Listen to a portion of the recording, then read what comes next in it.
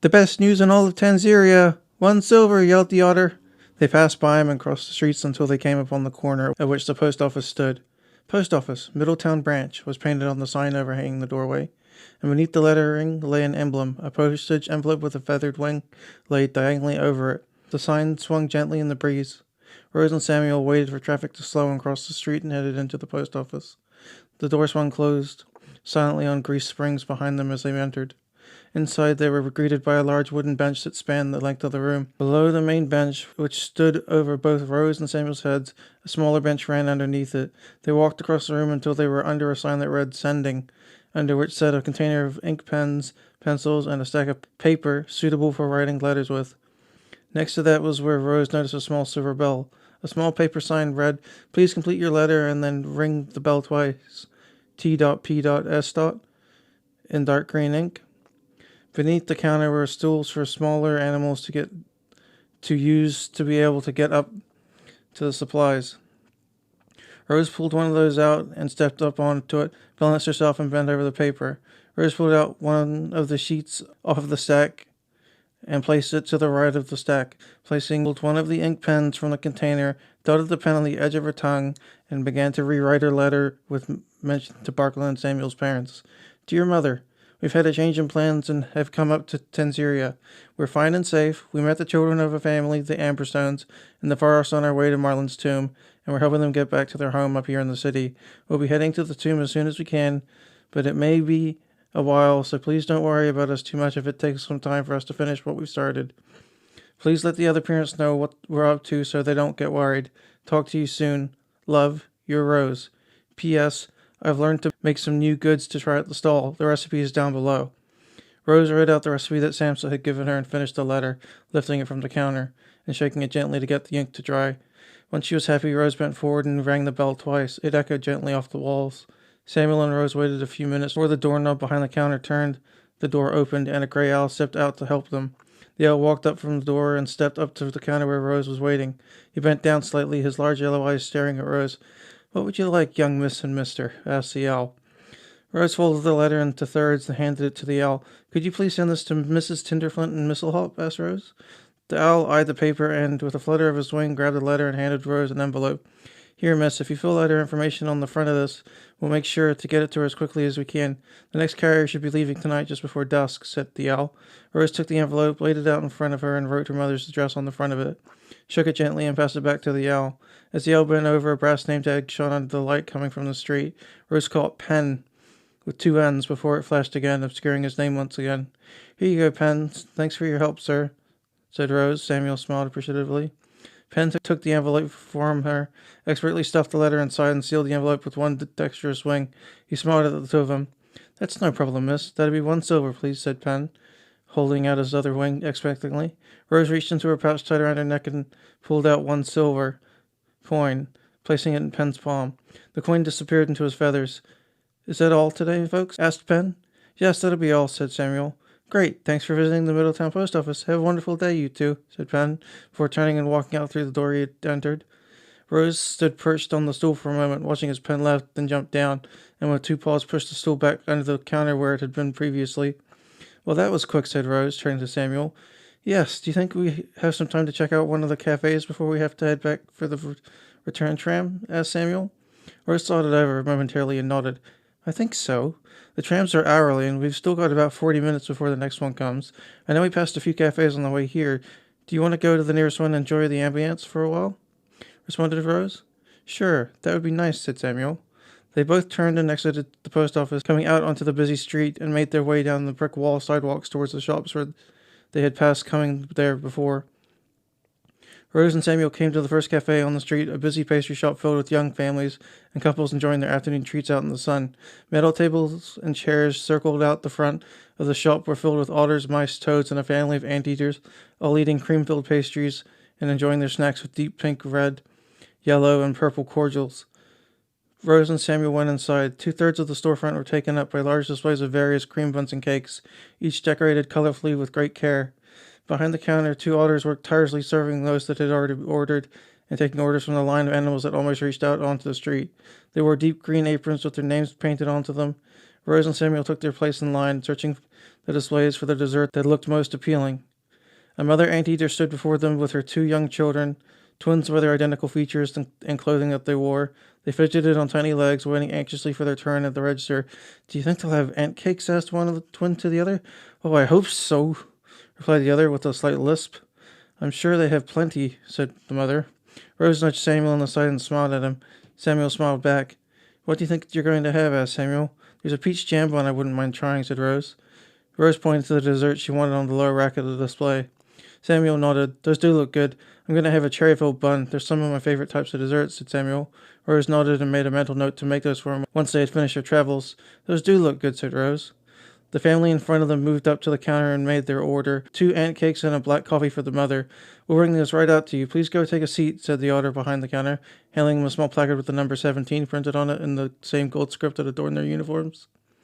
The mother took her placard and heralded the twins out the door to an empty table. "See, I told you they would have them," said the mother as they walked by. Rose and Samuel stepped up onto the counter and made their order. The Otter responded in much the same manner as he had with the previous family and handed them their placard corresponding to their order. Rose and Samuel came outside and took a table near the trio that came before them, right in the center of the crowd of tables and near the pathway where the other animals came and went. Rose looked up to the clock tower that hung in the air, still visible over the buildings on the other side of the road. "We've got half an hour before we're late to the tram station. I figure if we spend a moment here, we'll have time to enjoy our snacks and the tram with no issues," said Rose. Samuel nodded and they sat quietly, waiting for their food, staring out into the street, watching the animals as they went about their day. "It's a lovely busy place, isn't it?" asked Rose. "Sure is. It's busier here than it is back in Mistlehop, even during festival time," responded Samuel. An otter wearing a deep green apron came out, carrying 4 small plates balanced on one arm, while holding a cup of coffee in her free paw. She stopped at the trio's table and laid down the ant cakes for the 2 young twins, who thanked her politely as she handed the cup of coffee to the mother, who thanked her in kind. The otter wished them a nice day and made her way back into the crowd of tables, searching for the number displayed on Rose and Samuel's table. Having found it, she made her way to their table and asked who had the cherry bun, while offering the plate between the 2 of them. Samuel raised his paw, and the otter laid the plate down in front of him. She then offered the other plate to Rose, motioning for her to move her arms, which she had placed on the table while they chatted, onto her lap, which Rose did, and laid the plate with her peach cream bun in front of her. Rose thanked the otter, who wished them both a good day, and rushed back into the busy bakery to take care of the next orders that were already stacking up on the counter as she had just left. Rose picked up her bun and bit into it, her mouth filled with the taste of peaches, freshly whipped cream, and the soft dough only made possible from only just coming from the oven. It was heavenly. She sighed contentedly and chewed quickly, already looking forward to her next bite. Samuel saw how well she liked the pastry, and taking his in one paw, bit into it. He grinned around a mouthful of cherry paste and freshly cooked dough, and sat back in his chair to savor the mouthful. They sat quietly chewing, enjoying their snack, and watched the crowds pass around them. Interspecies families passed by, followed by the school children's group that had diverged from them at the clock tower. The teacher was speaking with the guide, attempting to find a place suitable to take the children to lunch, and the guide pointed down the street, motioning to a large cafe down the road that would be agreeable. Children passed by, joking and chortling with one another in 2 semi-organized lines, their uniforms a stark contrast to the subdued hues of the stone and wood building behind them. Carriages passed in both directions, some faster than the others, led by the animals that steered them through lever and pedal. One such carriage came speeding down the lane and hung a hard right at the corner where the post office was, the driver, a small gray mouse, hanging out the side with one paw holding the lever that controlled the speed of the carriage, the only thing keeping him inside the driver's compartment. The carriage sped from view as quickly as it had appeared. Rose smiled to herself, seeing the mouse hang so haphazardly from the carriage. "You must be used to city driving," Rose thought to herself. "What's so funny?" asked Samuel, having missed the mouse's antics, as he was quite focused on the pastry in front of him. "The carriage operators here seem to be more concerned with speed than being comfortable," said Rose. Samuel looked at her questionably. "How so?" asked Samuel, taking another bite of his bun. Rose told him about the mouse and his surprising way of controlling the carriage, and laughed while thinking about it again. "Surely he wasn't hanging out completely?" asked Samuel, chewing thoughtfully. "Oh, yes, he surely was. One paw on the thing, the rest of him stretched out like he was flying through the air instead of traveling on a relatively safe carriage," said Rose, grinning round a bite of her dessert. They both laughed lightheartedly and continued to watch the animals passing through the street. Samuel looked over at Rose, who was only halfway done with hers. "We've got about 10 minutes, so take your time, enjoy your treat, and then we will head back to the tram station," said Samuel, licking cherry filling from his fingertips. Rose took another bite of her snack and chewed quickly, not wanting to take too long to finish. "This is a lovely cafe. I wonder if Mother would be open to selling hot drinks like they do at the stall," said Rose thoughtfully. Samuel turned back to the cafe and studied the workings of the building. "It seems doable, considering she wouldn't have to offer seating, and it might make her some extra money for not that much more work," said Samuel. Rose nodded and chewed the last mouthful of her dessert. Yes, I'll have to talk to her about it once we get back. It might make it easier on her in the winter, keeping her warm when it's cold at the market, said Rose, pushing her plate back from her, finished with her treat. Rose licked the cream from her fingers and wiped the napkin that the otter had left under the plate. Samuel did the same with his. Shall we get going then? Asked Rose, getting up from the table and pushing her chair under the table. Samuel nodded and stepped up from his chair, doing the same before turning and heading towards the street. Rose caught up to him, and they made their way down the street towards the pavilion they had come from earlier in the afternoon. The two of them passed by the restaurants and shops they had traveled by in the opposite order they had found them. The school children that had passed them while they were at the cafe were seated at a large open-air restaurant adorning two long bench tables that had been placed next to each other to hold such a large group. The teacher and guide were both situated at one end of the table, and apparently decided that a drink wasn't the worst thing to have with lunch. Both the teacher and the guide's cheeks were flushed from what looked like not to be their first drink, and were laughing and joking with one another in an uproarious fashion. The children were busy eating, chatting, and joking with one another, unaware of the state of their guardians. Rose and Samuel passed by them and continued on their way to the pavilion. Rose was staring at the stones in front of her, counting the number of stones that she passed with each step, enjoying the feeling of the afternoon sunshine on her shoulders and the fullness the bun had left in her stomach. Samuel wandered down the streets, studying the architecture of the buildings around them. He was particularly impressed by the masonry that went into the walls of the building they passed by. There must have been a lot of master masons in this city, Samuel thought to himself, passing an arched entrance to a tavern. Its sign, a large mug of frothy mead, swinging overhead in the breeze as they walked underneath it. They made their way down the street and turned into the pavilion, dwarfed by the buildings and clock tower that stood on either side of them.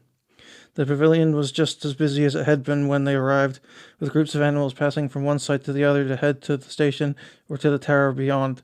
Rose and Samuel did their best to stay together as they mingled into the crowds of animals. Samuel slowed down to stay next to Rose, and they made their way to the stairs leading to the tram's platform. They came out onto the platform and went to the machines lining the wall across from the tracks that led out to the city. Samuel came up to an empty machine, plunked down 4 silver coins into the receptacle, and pulled the lever that read Old Town. The machine spat out 2 tickets, and he handed one to Rose. They moved to the edge of the platform to the painted rectangle where the other animals looking to travel waited for the tram. It took only a few minutes before the tram, heading in their direction, pulled up, hissing to a crawl before them, and sighing contentedly as it stopped. Rose and Samuel made room for the animals coming off the tram and waited until it was clear, then moved into the passenger compartment closest to the operator's booth in the middle of the tram. They found seats similar to the ones they had sat in previously and made themselves comfortable as animals came up behind them and filled the compartment nearly to capacity, many holding onto the straps hanging overhead. The entity that stood on the platform could be heard shouting, "All aboard! End town line!" from outside the compartment. Rose placed her paws in her lap and relaxed into the well-worn wooden bench. Samuel closed his eyes and let out a sigh. The tram doors closed, and the animal swayed gently as it started and began to pick up speed, making its way out of the stations back towards the Amberstones' house. Rose swayed as the tram slowed rounding its first corner and picked up speed again. She found that she was getting sleepy from the movements of the tram's passage, dozing as the sun filtering through the stained panes of the glass opposite her fell upon her.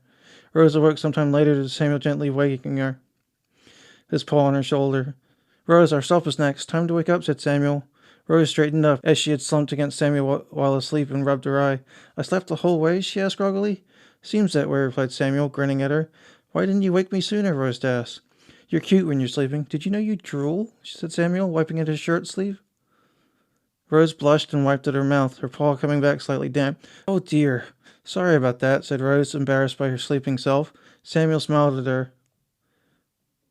"Oh, it's all right. I don't really mind at all. You seemed pretty peaceful, so I didn't want to bother you. The conductor just called out that our stop was coming up, so I thought I may as well wake you," said Samuel.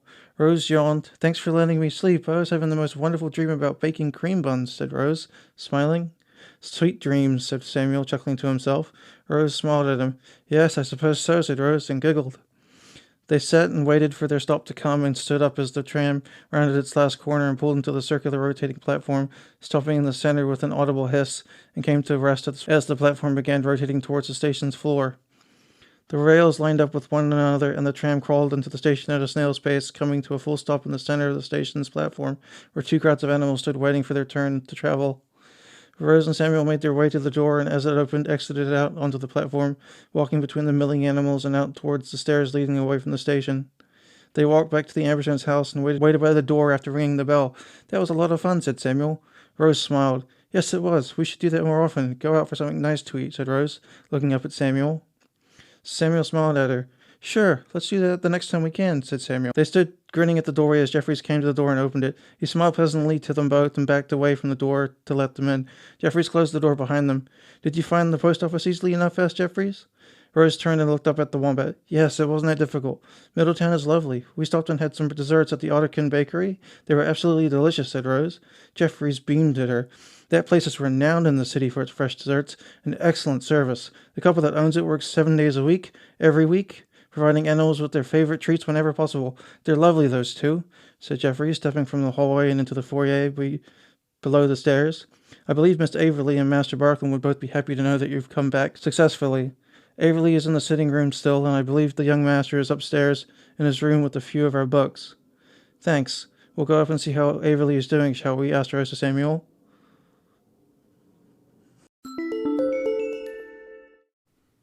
Hi, everybody. So I've made a new store called AnimalQuest.shop, and I made my first shirt, Barkland Reading, at the Amberstones' house, and I would ask that you go and buy those there. I'll make a few bucks each time you buy something from there. And I have men, women's, baby clothing, and buttons, as well as other accessories, including dog bandanas, which I think are pretty cool. And I'll be adding more merch every week or two for that store as the stories progress and the sequels are written and read. I'll do the same for Divergent Mind. The link again is AnimalQuest.shop. The link for Divergent Mind will be divergentmind.shop as well. Thank you so much. Jay.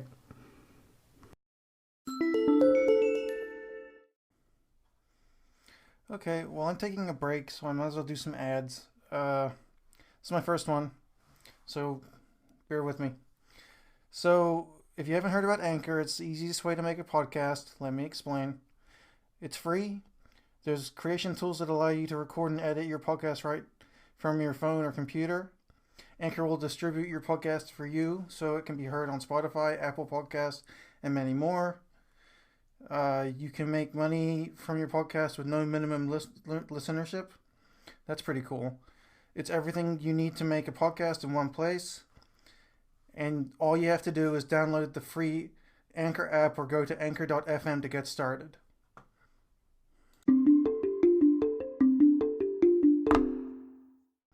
Please visit anchor.fm/divergentmind to leave a message so that I may get back to you. Thank you.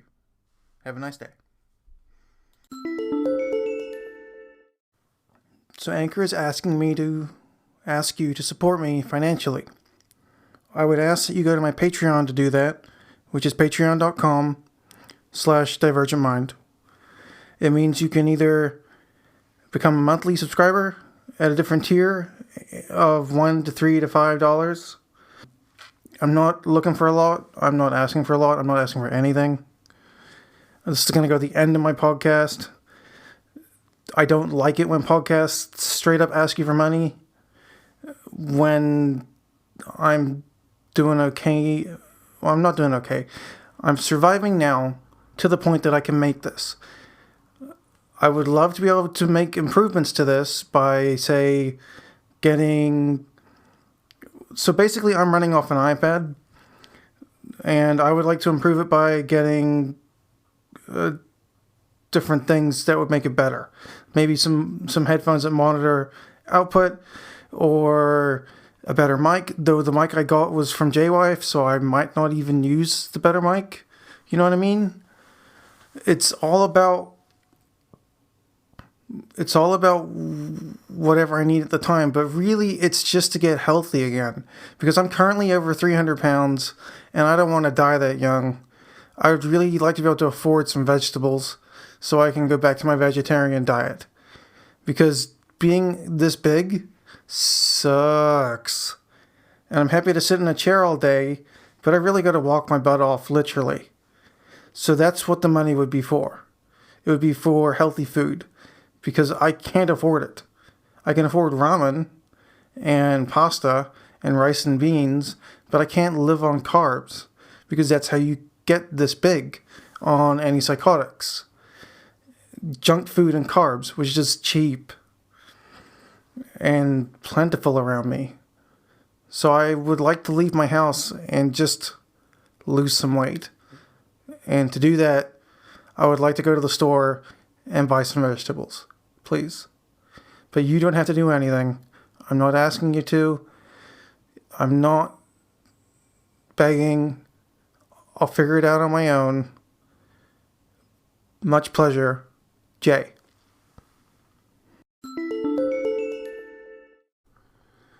Okay, so I just wanted to let you know that I have a YouTube channel called Taught Myself, and that I've decided to start selling merch already with a phrase that my brother showed me saying, "My disability is invisible," of which I made a hat for myself.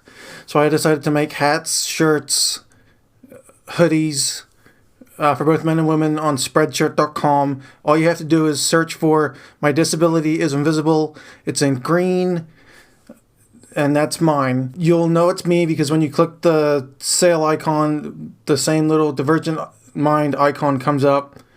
And I hope you'll support me. I make about $5 per shirt or per sale. Everything else goes to Spreadshirt. But that's okay because it's still a better deal than a lot of other places.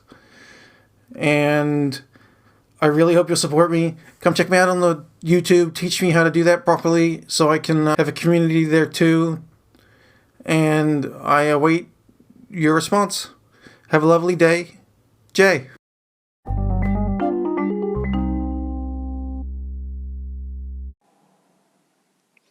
Hey people, take a listen to the Divergent Mind podcast. You get both insight into living with a serious mental illness and get to listen to a lovely tale about a journey cute little animals need to take. Don't miss out, and remember, divergent minds don't need to think alike.